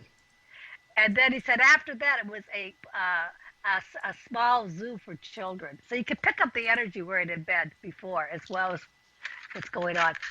So it's interesting. It's a lot of things. I had a lot of fun taking pictures for the book. I got a lot of psychic photos because sometimes you don't realize it, but you'll take a picture, you won't see anything. And when you develop it, you may see a face of somebody who's important to that picture. So that's happened. One of the interesting places I went in Connecticut is the home of Theodore Pope. She was our first woman architecture, and she also was very prominent in parapsychology research. And I was fortunate I was able to go in on 2 Mondays when the home was closed to the public. And I brought an EMF meter. Have you ever used one of those? Oh, yeah. They're real. They work. They do. Yeah, they do. Especially do. when you're not in a location where they have electricity. Yeah, you have to rule that out, of course. Yep. But as long as there isn't any, high tension wires or anything, you could use that. And I went into Theodore Pope's office, and I used my meter, and I was going around the room methodically. I like to do it methodically. And I came to a picture And it was an interesting picture. It was a picture of Henry James. And the meter went from like a 2 to like 10, the highest reading. So I knew that picture had a lot of energy and was very important to Theodore Pope. And so I said, well, did she know the author, Henry James? She goes, oh, my guide said, oh, yes, he used to visit the house a lot. They were very close friends. And then I thought, well, he was the brother of William James, who was a great psychologist and philosopher, but he also was very involved in parapsychology. So I said, well, did William James also visit her home at Hillstead? And she goes, yes, he came quite often. So then I began to do some research on William James, and I came over several passages where Theodore Pope had visited Harvard University and participated in parapsychology research, and she'd even funded a great deal of it. So I felt I was at the right place with the right spirits when I did that research. Yeah. Yeah, but a lot of that isn't really known because, as you said, people that are involved in parapsychology, especially 100 years ago, did not talk about it. No, I mean, even in my own lifetime, as I was growing up, if I mentioned to my family that I could see ghosts, the first thing that they said was, hey, you needed to be in a straitjacket pumped up with Thorazine. Sad. So sad. you kept your mouth shut. I know. I feel bad for children that are psychic. I was born with clairvoyance, but fortunately I had a grandmother who was also clairvoyant. But I feel really bad for kids. I think they need to know that it's a gift. You don't have to share it with everyone, but it's a very important gift, and they should be nurtured. Absolutely. Yeah, well, after many, many years, I found out that my family, my mother and my grandmother, both had the gift. Oh, good. But they just didn't talk about it. It was just something that they didn't say. But I did find out that my mother's family also had relatives that could tip tables. Oh, isn't that fun? They actually did that like on the weekends and everything. They would invite people over and they would sit around in their house and, make the table rock. I think it's a riot, yeah. But I didn't know that. And for the longest time, keeping my own gift secret, from my family and everything, and then finding out we have it. It was like, wow, this is great. Gift. It's a wonderful gift. And I love table tipping. My students at the England School of Metaphysics wanted to learn table tipping. So I had to take a class in table tipping from Lynn Kent in Massachusetts. And I learned it really in about a 4-hour seminar. It's actually you could learn it fairly easily. And what we did to learn, everybody had to bring their own table. She told us to bring a round wooden table, smaller wooden table. And we all sat around and practiced. And if you couldn't get your table going, Reverend Lynn Kent came over, put her hand on it, and started rocking and rolling. And by the end of the seminar, we were all tipping tables, and I've done it ever since. It's a lot of fun. It is. No, I've never tried that, but there was something that I did try when I was younger, and I'd like to get your take on this. Oh, certainly. The art of levitation. Wow, that's nice. When I was in junior high school, I was hanging out with a group of friends, and they all decided, oh, well, hey, we've heard that if we concentrate enough, 4 of us can lift someone with just our fingers. Oh, my goodness. And I decided, yeah, I'll be the one to try it. I don't know why. I just decided, yeah, I would be the one to allow them to lift me with just their fingers. And so I sat down in a chair, and I apparently went into a state of relaxation. Good. And I just let myself feel like I was floating. And the next thing I know, I felt fingers on either side of me. And there were 4 people with just using 2 of their fingers, on each hand, Uh-huh. and they all lifted me above the chair about Wow. 6 inches and then put me down. Great. And all I felt was, kind of floating. Mm-hmm. And then after they put me back down, 3 of my friends left in record time. They were like freaked out. They weren't ready. Like, oh, no, this is not happening. But I'm just standing there going, oh, wow, man, that's far out. It was. Before you said that, I was going to say, if it works, I think somebody in the group has psychic energy, and I think that person was you. Apparently, but, Yeah. I just thought it was so cool, but everybody else went running out. That is incredible.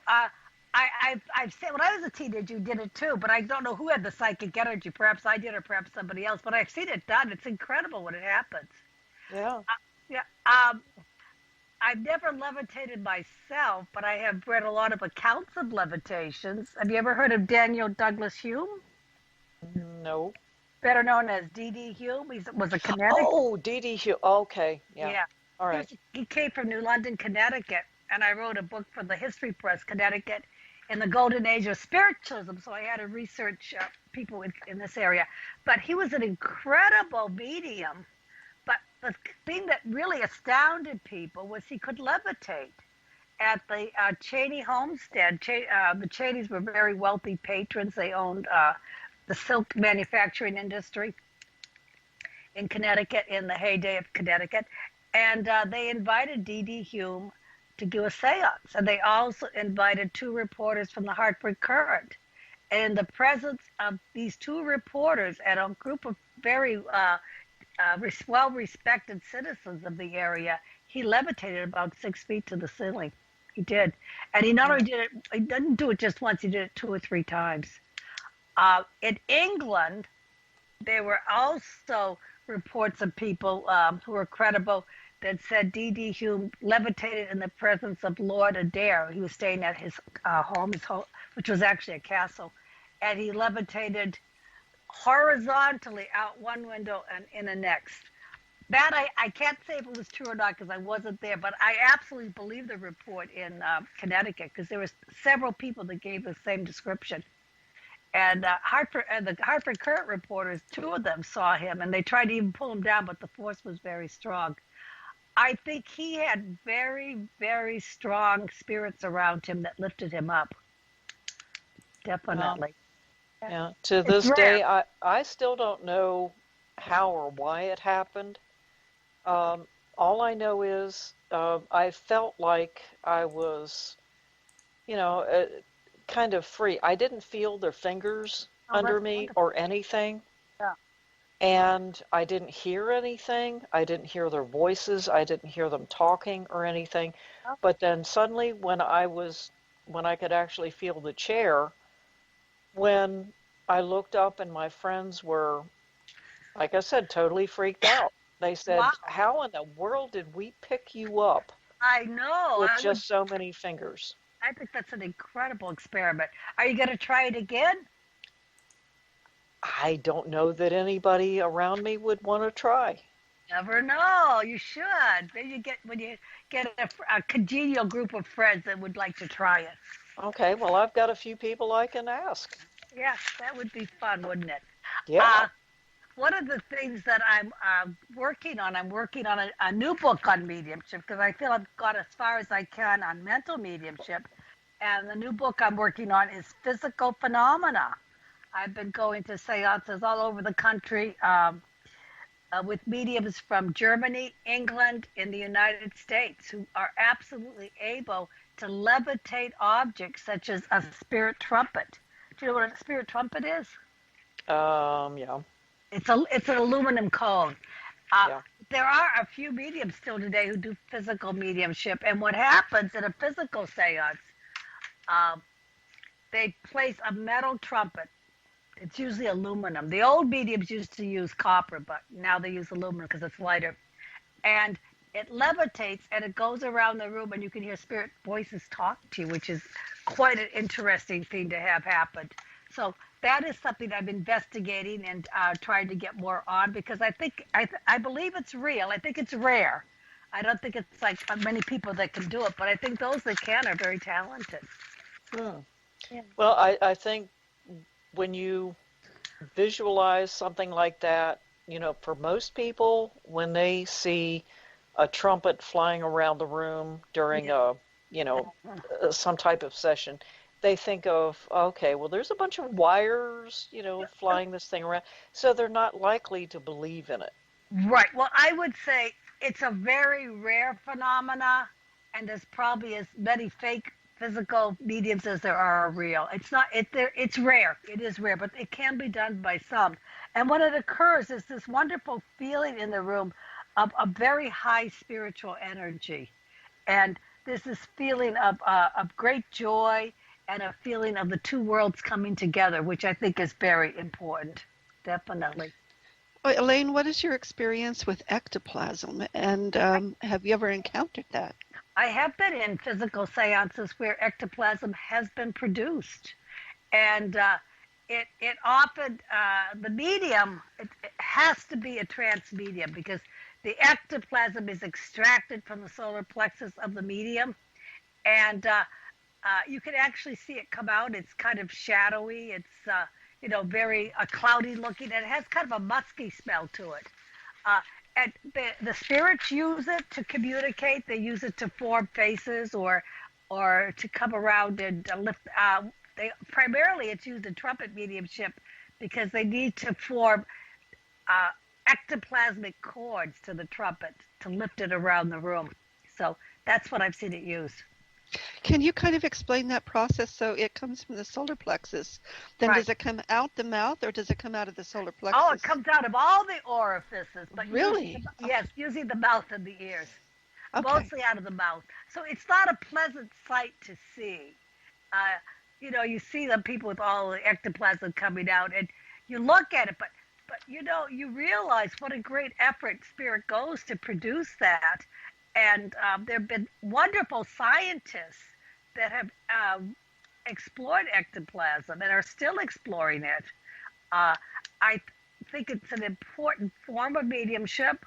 I think people that have the privilege of going to a physical seance, I think it changes your whole view on the universe. I really do.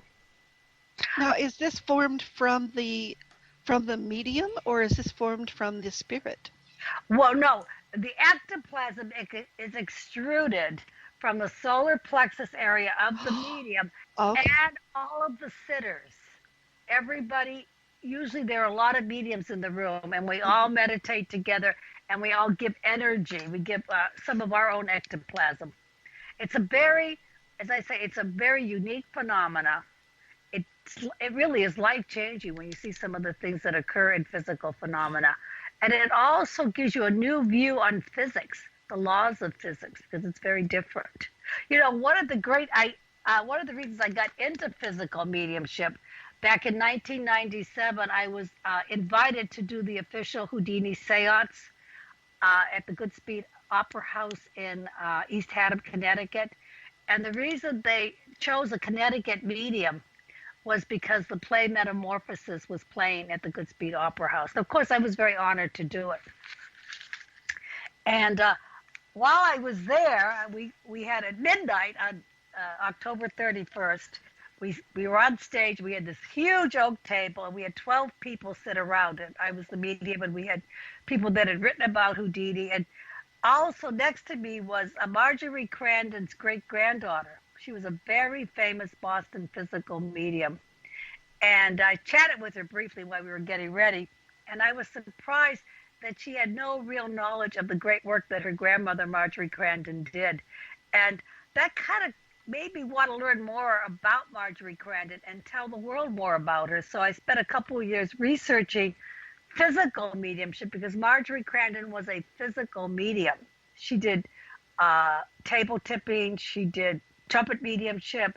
She did ectoplasm. And I wrote a book called The Medium Who Baffled Houdini based on my research. And I was just fascinated by the amount of ectoplasm she could produce. If you could see it on the internet, if you just do Marjorie Crandon / ectoplasm, there are many, many pictures, and you can see the ectoplasm coming out of her ear, her mouth, and she was a great, great medium. Unfortunately, Houdini, who's not one of my favorite people because he didn't like mediums, but I realized he was doing his job. He was being a skeptic. Really never really understood what she did. And he did try to play a lot of tricks on her, which made it very difficult for her. But she did continue even after some bad publicity. But it brings me to a very interesting point of people that practice mediumship, especially physical mediums, really have so much skepticism. They often do not want to work in public. Most of the physical mediums I know prefer to work in churches, small groups. They don't want publicity. They're happy to share their gifts with like-minded people, but they don't want to go on stage because and I don't blame them, because skepticism is very deadly to a seance. You just have to get one non-believer in and the energy just goes down. But Elaine, do you find that sometimes mediums tend to be the worst skeptics of all? No, I think mediums are too much in belief. Okay. I'm always or maybe I should say in denial. I always say to my students, evidence, evidence, evidence. If you don't have evidence, you don't have anything. I'm a big one on being skeptical of our own work, of being high standards, and insisting that when we do our mediumship, we give exact descriptions, get a name, get details. We want evidence. And I learned that from the Arthur Findlay School, which is a very highly trained evidential mediums in England. Really, I feel very strongly about that. So I kind of disagree politely with you. I think mediums are sometimes a little too easygoing, and they need to be a little harder on themselves. Yeah. They're usually mediums are very kind people. They're very kind people, yeah. Do you feel that the schools are the best approach for a medium to go through? I think to learn. If a school is run by a trained medium, a veteran medium, or a church is good also. A lot of the spiritualist churches offer training, and there are spiritual colleges. This is good because you're going to get people that will lift you up a bit, that will give you the extra energy you need to develop. My teacher, Gladys Custance, trained and certified 50 mediums in her day. She did. Wow. She was very generous at her time, and she worked in the Boston area and on the Cape on onset. She was very generous. She had a Friday night group and a Wednesday night group, and she worked right until her mid-80s. In fact, I think she did a reading the day before she died. She was a real trooper. She was. It takes a lot of commitment because it's not like a 3-week course, right? And I know she didn't do it for money because she charged next to nothing for her classes and her readings. She was just wanted to help and serve. She had a guide. Who was a Hindu guide. She always called him the professor. And when she did her classes, Gladys would go into trance, full trance. And the professor would come through and do the whole lecture for us. So every week we got a trance lecture. It was wonderful, the things he taught us. It was great. So we had a really exceptional experience, and I try to give that to my students also, to give them as much as I can of my knowledge and my own trance work, because I like to give back. Wow. Her name was her actual name was Marjorie. Her real name was Minna Crandon. She was married to Dr. Crandon. Minna Crandon, yeah. Minna Crandon. Or Mina Marjorie Crandon. Well, her name was her legal name was Minna Mina Crandon, Crandon. But because she was married to a very well-known Harvard professor and medical doctor, she did not want to use her own name, so she came up with the name Marjorie, and they called her Marjorie the Medium. Oh, okay. Because there was no benefit. She never charged. She didn't need the money. And there was no benefit from publicity for her in the 1920s, being a Harvard professor's wife, doing mediumship. So she just did private circles. She did not use her own name. But, of course, the Boston press is pretty smart. And eventually the reporters followed her, and they found out who she was. Yeah. But And she also attracted the attention of Malcolm Bird, who was the editor for Scientific American. And he was so taken by her mediumship that he wrote a book called Marjorie the Medium. And it's about 500 pages of all her seances. Believe me, I've read everything. It's quite a thing to read. And you probably have to get an old copy of the book. But she would do incredible seances. For example, she had a professor, Ralph Harlow, who was a professor at Northampton College, who attended her seances in Boston. And his sister Anna had died the week before, but he still went to the seance. And they used to take wooden blocks, and the blocks would be the children's alphabet blocks. They'd have like A, B, C, D embossed on them. And during the seance, Marjorie Crandon's guide, who was actually her brother Walter, it was totally dark, he manipulated the blocks. So when they turned the lights on and Professor Harlow looked down, there were 4 wooden blocks in front of him, and they spelled A, N, N, A, Anna, his sister's name. Oh, so goodness. They would do things like that, and I'm like, wow, that was pretty amazing. And yeah. Being a professor of philosophy, Dr. Harlow was not a fool. He was a very intelligent man, and took very good notes of the seance, too. So the book is filled with those kinds of things. You know, of course, if you're not there, you can't say it actually happened, but I can tell you through my investigation of physical mediumship, I've seen almost everything that's in that book done by modern physical mediums. So fantastic. It can be done. Yeah. So it's interesting. It's an interesting topic. I think that my feeling on mediumship is 2 things. One, I hope that people are able to contact their loved ones so they know there is no death. And you don't need to go to a medium. You can do it through meditation. You can do it in your dreams and signs. Many times people will tell me that they'll hear a song on the radio. For example, my friend Dorothea Lyon's mother died at Christmas, and she said every time she heard that song, "I'll be home for Christmas," she felt her mother was near her. So it could be a sign.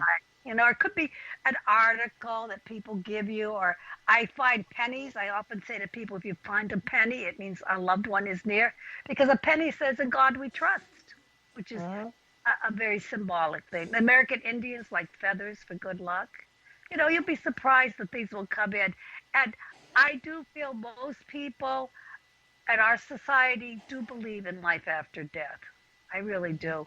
And communicating is just another way of reassuring us of God's love and the continuity of life. So it's a very healthy and positive thing. And then the other thing, which makes me really excited, is I feel mediums bring through higher knowledge. Just the work of Edgar Cayce itself is an incredible amount of work on medical mediumship. So much of his readings were for people that the doctors had given up on. Elsie Sechrist was a 21-year-old nursing student about to get married, was told by her doctor she had less than a year to live because of a heart condition. And she had nothing to lose, so she went to see Edgar Cayce, this trance medium. What are you going to do? And he went into trance, and he gave her a medical reading, told her what to do. And she lived well into her 70s and was so devoted to Cayce, she started dream groups wherever she went and helped people to interpret their dreams, and wrote a great book. Elsie Sechrist wrote Dreams, Your Magic Mirror, to help people use their dreams to develop spiritually. But I mean, that's the type of work Edgar Cayce did, and the higher knowledge he brought through was very, very important to mankind. And there have been other people, other mediums who brought through incredible knowledge as well. It'd be nice if we had more people that would study it and be able to put it into general use. Yeah. Yeah. Now, you've been talking about spirit guides, and, just briefly before, unfortunately, time's getting kind of short, I'm sure. Yeah. And Henry is, getting ready to cut us off. Okay. But, when it comes down to it, you mentioned more than once about spirit guides. Yeah. How does one know who is your spirit guide? I think that's a wonderful question. I have to just say, I met my spirit guide when I was in my crib, a Hindu guide that would tell me things and teach me. So I met it like through visions. But also you can meet spirit guides in your dreams, meditation, often, if you go to a psychic or a medium, they'll give you your spirit guide, or at least a description, if not a name. And I honestly feel we all have a personal guide that comes in and kind of watches over us. But I feel as we take on greater obligations, say you're a doctor or a nurse, you attract spirits of doctors and nurses on the other side who still want to practice medicine. So that's common. Elwood Babbitt, in his book Perfect Health, channeled many of the famous doctors who had passed over, such as Dr. Wilhelm Reich, and gave through their advice because they still want to help us. And I feel that if once you are able to see or hear, or you have a message from your spirit guide, you can begin to make a very strong contact.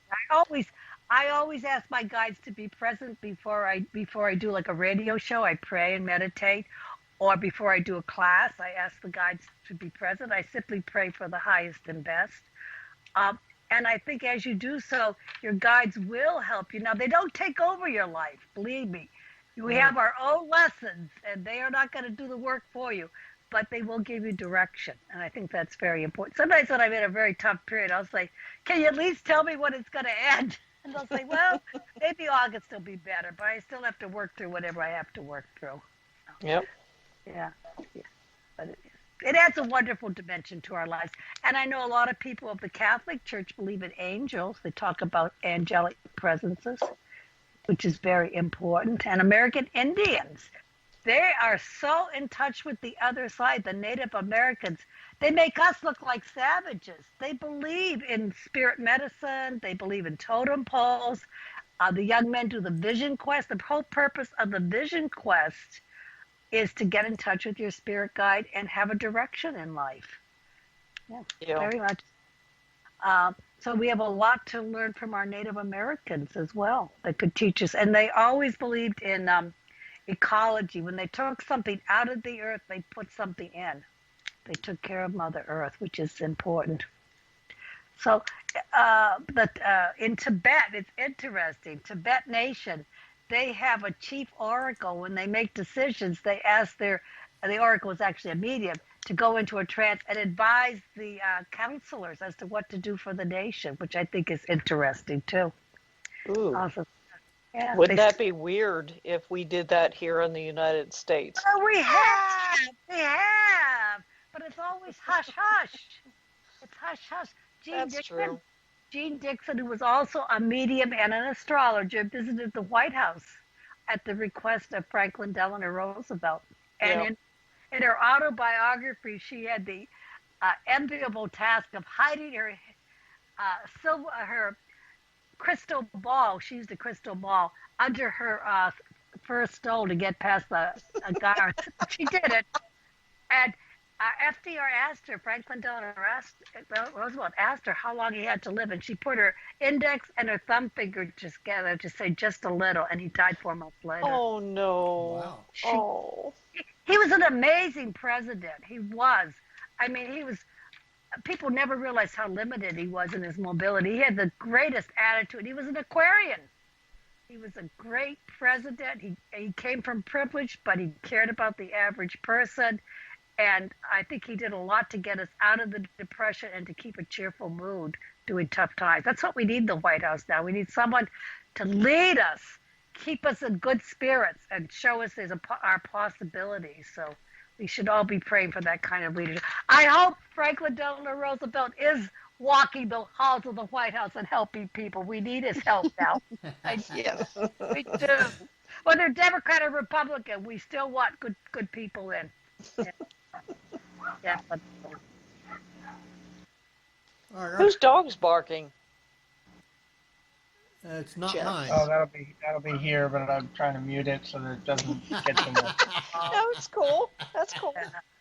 Yeah, I could hear Morgan earlier meowing, by the way. Yeah, she was up on the desk and she was right up in my face.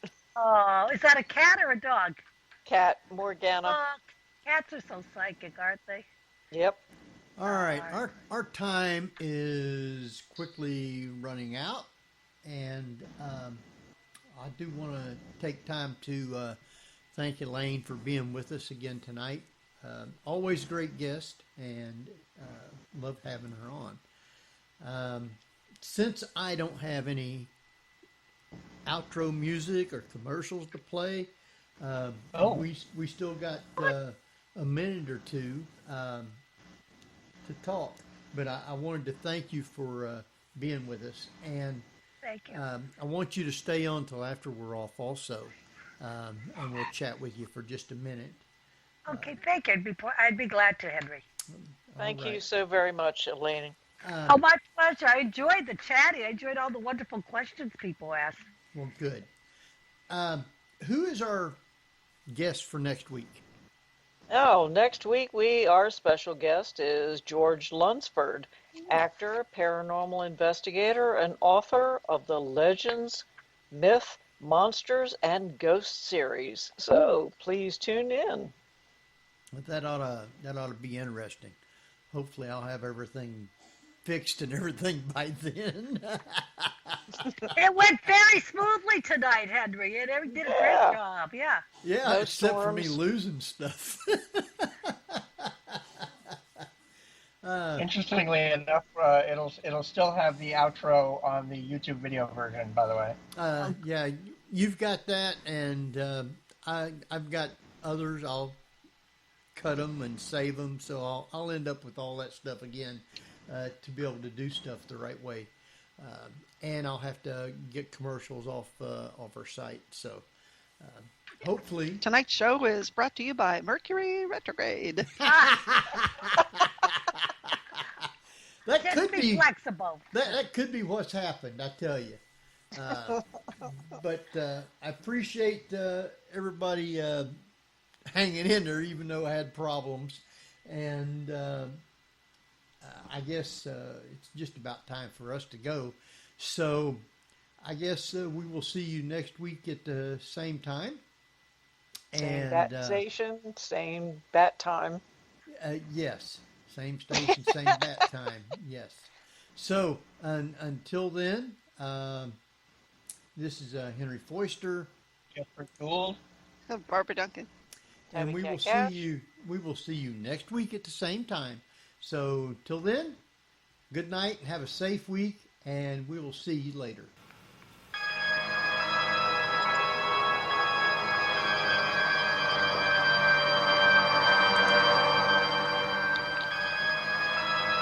You've been listening to the Paranormal View on the ParaX Radio Network. Join us again next week at the same time for more of the Paranormal